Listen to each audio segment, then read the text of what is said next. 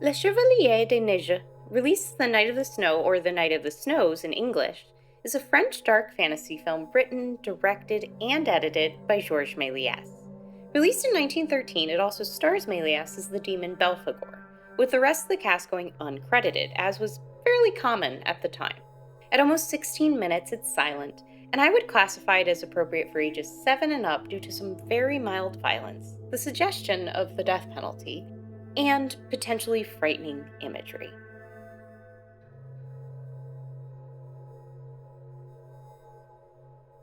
As I discussed in my last video, Méliès' final 5 films were made under a very predatory contract with Pathé Frères. This includes The Night of the Snow, and if you look, you can see the fingerprints of others on this movie. Despite this contract, the film was almost certainly still made at Méliès' home studio in Montreuil, using 2 Pathé cameras, one of which was likely operated by his daughter, Georgette. As a fascinating aside, I actually just learned that Georgette worked as a camera operator for her father far longer than I thought. Since 1902, actually, starting when she was only 24 years old. In many ways, this is a film of recycled parts, featuring themes Méliès had already explored, including Faustian bargains and imprisoned princesses, as well as reused costume sets and props. One recognizable puppet, for example, is the dragon, which was slightly modified after its use in the last movie I reviewed, The Hallucinations of Baron Munchausen. As with many of his films, Méliès also employed a number of special effects, including substitution splices, pyrotechnics, dissolves, and stage mechanics. The only other information we have about this film's production comes from its surviving scenario, a kind of early story outline, which is also the only source we have for the characters' names, which are never in any way mentioned in the final film. In terms of post-production, this film does not seem purely Méliès. Now, this is just speculation, but as someone familiar with his work, it feels like if he wasn't being influenced by outside forces during production, someone else may have done a secondary edit prior to this movie's release. Final editing rights for Pathé Frères were, after all, permitted by the contract he was under. For example, this movie features match cuts, which Méliès didn't really use. A match cut is an editing technique that involves cutting between separate shots to indicate connection, such as a shot of someone looking out a window, followed by an immediate cut to a shot of whatever is outside of said window. Méliès could have chosen this on his own as someone prone to experimentation, but knowing Pathé had a lot of power behind the scenes makes me skeptical. The film's pacing is also drawn out, some scenes not cutting when it really feels like they should have, likely to pad runtime, something that would have concerned Pathé for profit reasons, but not Méliès, who was happy to make very short films. One of the most notable things about this film, though, is less what it contains and more what it would become. This would prove to be Méliès' last fairy film, his last Faustian film, and his last on-screen appearance as a demonic figure. But most important of all, it would be the second to last film he would ever make. And it was only released for a week at the Omnia Pathé Cinema in 1913.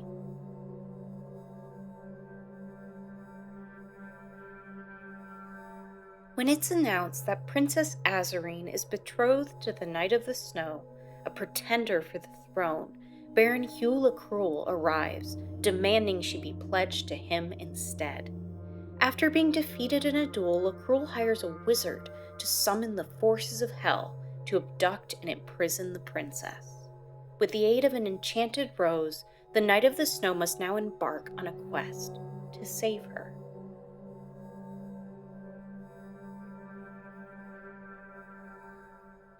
I don't dislike this film. I know that's not a roaring endorsement or particularly insightful statement, but it's what kept coming to mind while I was watching it. I don't dislike it, but I don't really like it. In a lot of ways, that neutrality is sadder to me than if I hated it. This is one of the last films ever made by a titan of cinema, and it invoked almost no emotional response in me. The main problem is it's hard to feel anything when a film is so utterly one-dimensional, with a story that's as generic as they come, a princess needs to be rescued by a knight from a usurper. Rounding it out are more cliches: a king, a wizard, a dragon. The only thing that makes it slightly unique and adds a minor horror edge is the presence of demonic entities, summoned at the behest of the villain. Barring that addition, Méliès already told this story in 1906 with his dark fantasy children's film The Witch, except that was more interesting because it hadn't been done before, and it had a more memorable villain with the fairy Carabosse. Now, Méliès has never been one for fleshed out characters or elaborate stories. His films have always been about spectacle and wonderment, with his characters being stock at best, and his stories being very simplistic framework to hang special effects on. But I would argue his characters usually at least have whimsy to them, comedic tone, quirkiness, something that makes them enjoyable to watch. But here the characters lack that spark of life. They're empty. They just move from point A to point B as the plot demands without doing anything particularly memorable or funny. None of the actors can add much because I don't think they had much to work with. And sure, Méliès is fun as the demon, but even he seems somewhat dull compared to his past devilish performances. So the story and characters are not only generic, but lacking in the charm one hopes to find in a Méliès film. What is it then that keeps me from hating The Night of the Snow? Well, if you've watched my other reviews of Méliès's work, you already know what my answer is going to be: the film's technical attributes. Even when his storytelling is at its weakest, here is where Méliès always shines. Well-painted sets, solid costumes, delightful props, all of this is undeniably present in The Night of the Snow. And the scene where the dragon pulls the cart across the sky is particularly fun. Though even there, with as striking as that shot may be, all I can think is, nearly this exact thing was done before, but better in The Merry Frolics of Satan, a film that has whimsy in spades. So now we've circled back. A film of recycled parts, story, characters, visuals, all of it. And what more can I really say about that without becoming repetitive myself? The Night of the Snow is fun enough. It's cute and technically impressive, though not more so than many other films that would come out this same decade. And that's disheartening, because Méliès was once at the forefront. He was once the one doing what no one else had. This film embodies, then, what later plagued his career: sameness, even where it impresses. So overall, I'm going to give The Night of the Snow a 2 out of 5. It's well executed on a technical level and entertaining, but it lacks the spark that makes Méliès's best films truly special. I would still recommend it if you're a diehard Méliès fan or if you're very into early fantasy films. But beyond that, it might be a little long for what it offers. Thank you so much for watching. If you enjoyed this video, a like and subscribe would be very much appreciated.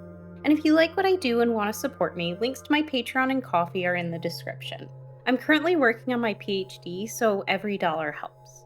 You can follow me on Blue Sky, Instagram, and Letterboxd at Under the Fleapit. And until next time, stay spooky!